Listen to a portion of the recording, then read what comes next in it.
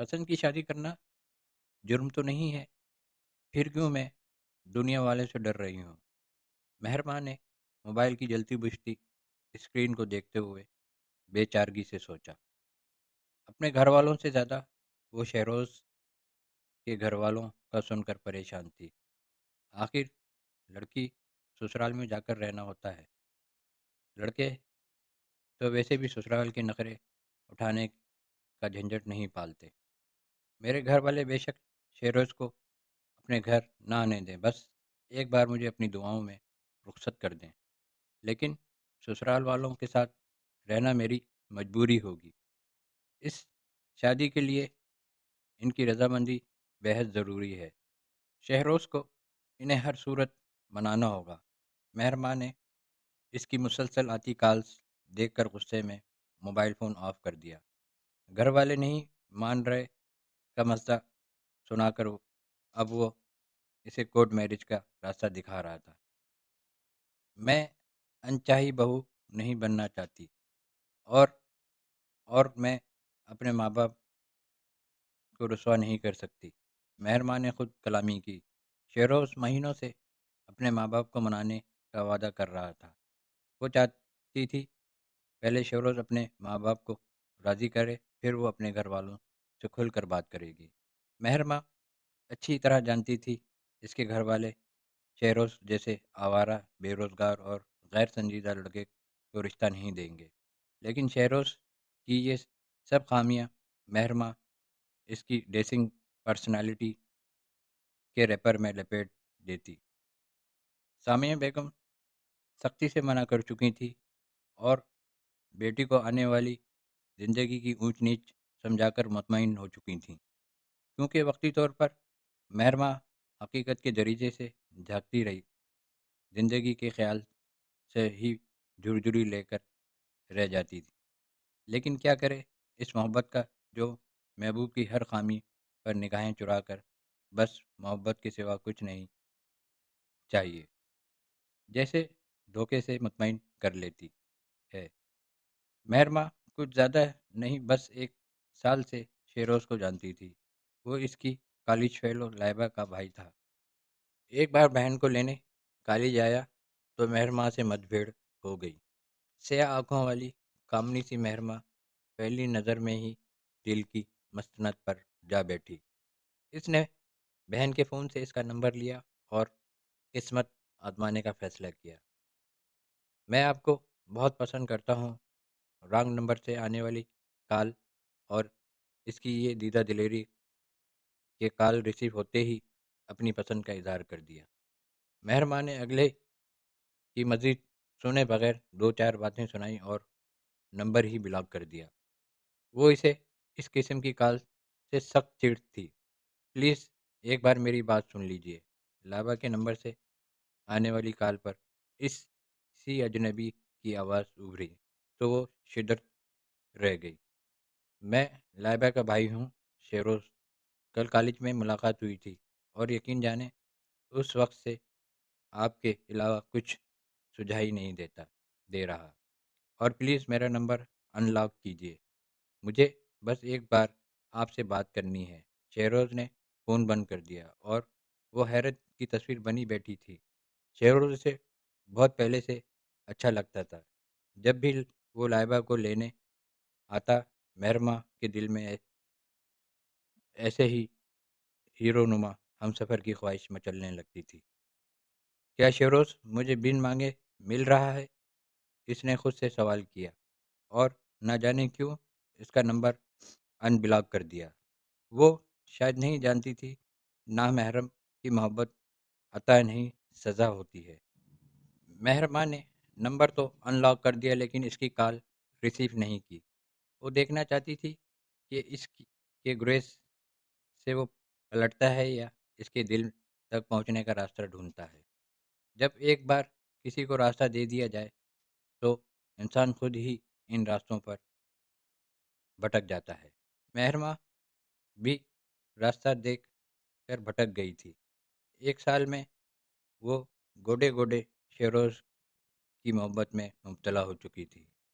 شہروز تو جنونی تھا، اس لیے مہرماں میرے گھر والوں کو چھوڑو، تم بس اپنے گھر والوں کو رضامند کرو۔ ہمارے لیے ان کی رضامندی اور دعا کافی ہیں۔ شادی کے بعد میرے ماں باپ خود ہی راضی ہو جائیں گے، اور اگر تمہارے گھر والے بھی نہ مانیں تو کورٹ میرج کرنا ہمارا حق ہوگا۔ ہم اپنا حق ضرور استعمال کریں گے۔ تھینک یو شیروز، تم نے میری مشکل حل کر دی۔ میں آج گھر میں بات کرتی ہوں۔ خوشی سے مہر ماں کے تو پیر زمین پر نہیں ٹک رہے تھے۔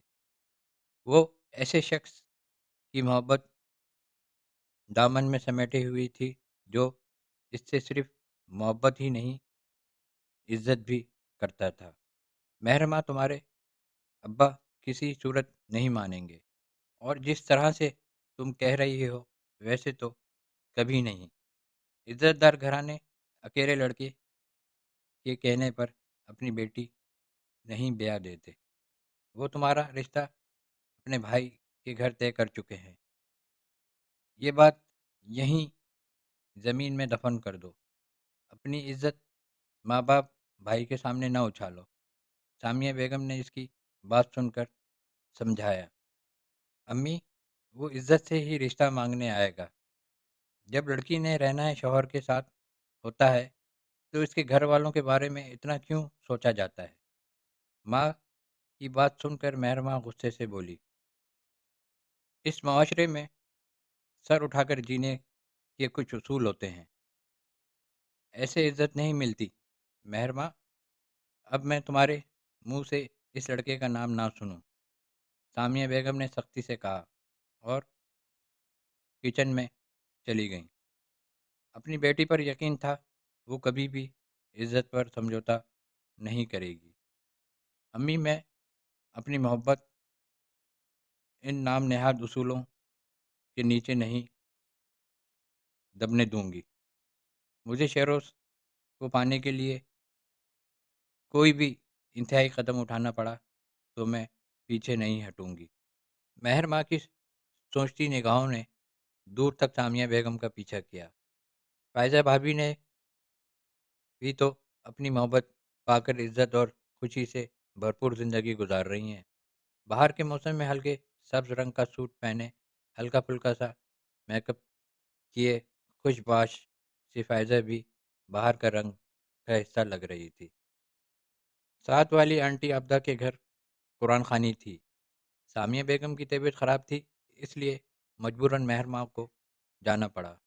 یہاں آ کر مہر ماں کو اپنے سوال کا جواب خود بخود مل گیا۔ مہر ماں کچن میں چلی آئی۔ فائزہ دنیا جہاں سے بے خبر دل جمعی سے پھل کاٹ کاٹ کر ٹرے میں سجا رہی تھی۔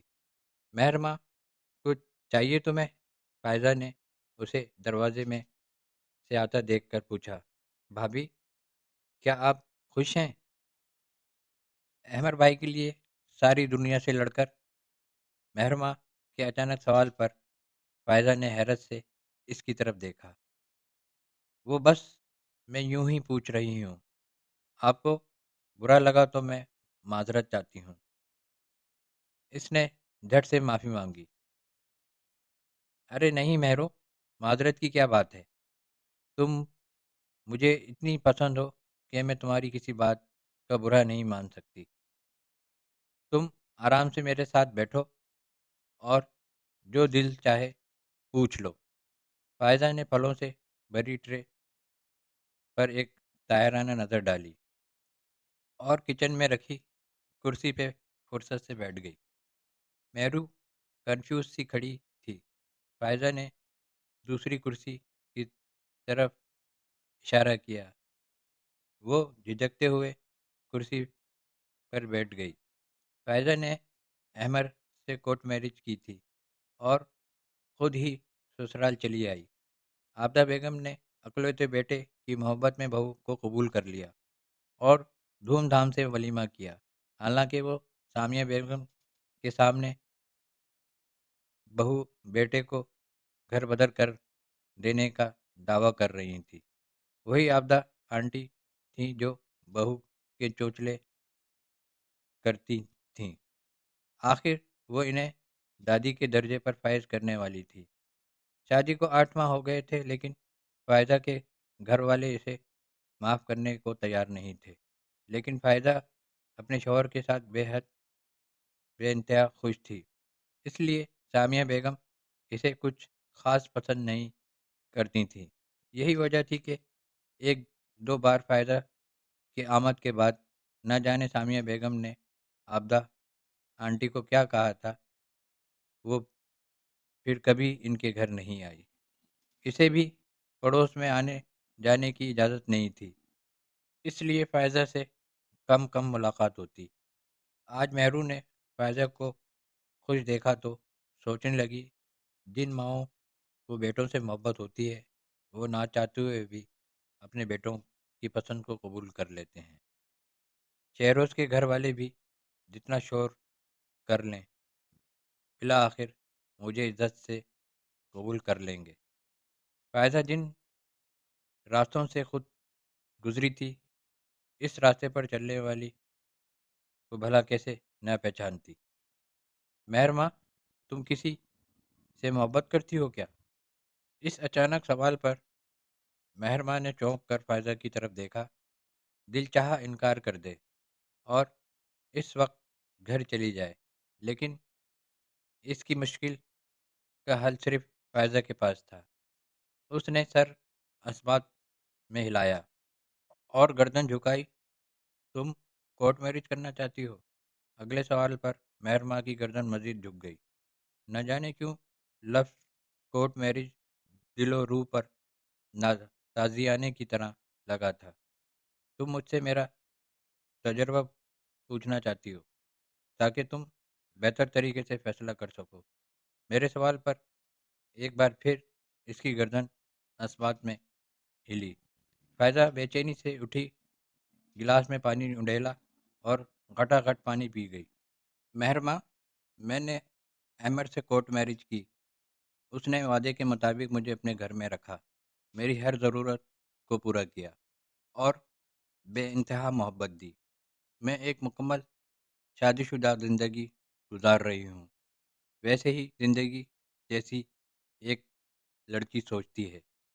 من پسند شوہر، اس کی محبت، عنایتیں اور سب سے بڑھ کر اولاد کی خوشی ایک لڑکی کو ایسے مکمل کرتی ہے اور کسی چیز کی چاہت نہیں رہتی۔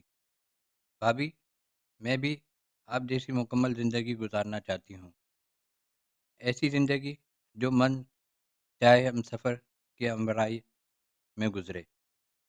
مہر ماں نے سرت سے سر اٹھایا اور مضبوط لہجے میں بولی۔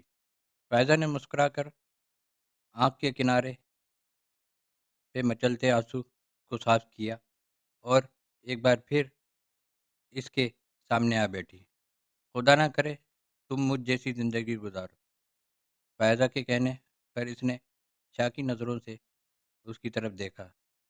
شاید فائزہ پاگل ہو گئی ہے، ابھی اپنی محبت کی لازوال داستان سنا رہی تھی اور اب یہ کہہ رہی ہے تم سوچ رہی ہو کہ میں پاگل ہو گئی ہوں۔ فائزہ نے اس کی سوچ کو زبان دی تو وہ حیرت سے اس کی طرف دیکھنے لگی، لیکن زبان اس کا ساتھ نہیں دینے سے انکار بھی تھی۔ مہر ماں اچانک کرسی سے اٹھی اور باہر جانے کے لیے مڑی۔ میری مکمل زندگی میں بس عزت کی کمی رہ گئی ہے۔ ایمر نے ہر وعدہ پورا کیا، لیکن یہاں اس نے بھی دغا دے دی۔ وہ مجھ سے آج بھی محبت کرتا ہے، لیکن چاہ کر بھی عزت نہیں کر پاتا۔ وہ ذرا سی کشیدگی پر گھر سے بھاگ جانے کے طعنے دیتا ہے، اور اس کے گھر والے یہ معاشرہ تو شاید مجھے 100 سال بعد بھی عزت دار لڑکی کہلانے کا حق نہیں دے گا۔ محبت پہ عزت کو وار دینے کا سودا بہت مہنگا ہے مہرو۔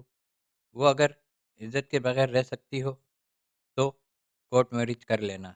مہر ماں کوئی بھی جواب دیے بغیر گھر چلی آئی۔ اچھا ہوا تم جلدی آ گئیں۔ جس گھر میں فائزہ جیسی لڑکی ہو اس گھر میں جانا ذلت کو آواز دینا ہے۔ میں تو تمہیں بھیج کر پچھتا رہی تھی۔ سامیہ بیگم کے کہنے پر مہرو نے افسردگی سے ماں کی طرف دیکھا اور اپنے کمرے میں گھس گئی۔ امی، میں آپ کو کیسے سمجھاؤں؟ فائزہ جیسی لڑکی آپ کی دعاؤں کے حقدار ہے، حقارت کی نہیں۔ مہر ماں نے آنسو صاف کیے اور ہاتھ پھیلا کر فائزہ کے لیے دعا کرنے لگی۔ میں عزت کے بغیر زندگی نہیں گزار سکتی۔ مہرو نے آنکھیں موندتے ہوئے فیصلہ کیا تھا۔